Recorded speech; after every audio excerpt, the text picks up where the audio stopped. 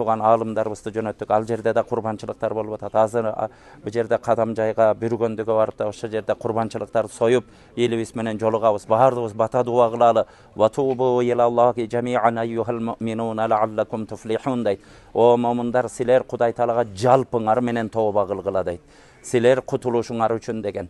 Баардыгыбыз тооба кылып, баардыгыбыз жакшылык ушул жүрөгүбүздө жакшы сезимдерибизди Алла Таалага ачканда Алла Тааладан жардам келет. Азыр бир гана ушул жолду унутпашыбыз керек. Баарыбыз жараткандын зор күчүнө таянып, Алла Тааладан жардам сурап, шариятыбыздын чегинен миллиметр да чыкпашыбыз керек. Ошол учурларда Кудай Тааланын жардамы болот. Качан шарияттан чыкканда вама лил-залимина мин ансар деген.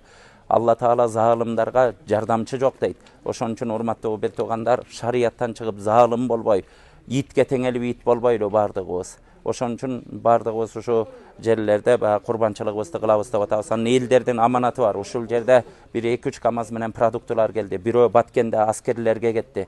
Бирөө азыр бу жерге келет, бирөө Кадам жайга барат.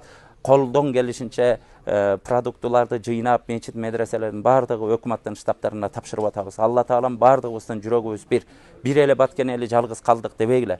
Баардыгыбыз ушул чектебиз иншалла. Жүрөгүбүз менен, дуабыз менен, жардамыбыз менен, акыл эсибиз менен ушу Баткендебиз. Алла Таалам баардыгыбызды куткарып алсын. Кудайым күнөөлөрүбүздү кечирсин, жүзүбүздү жарык кылсын.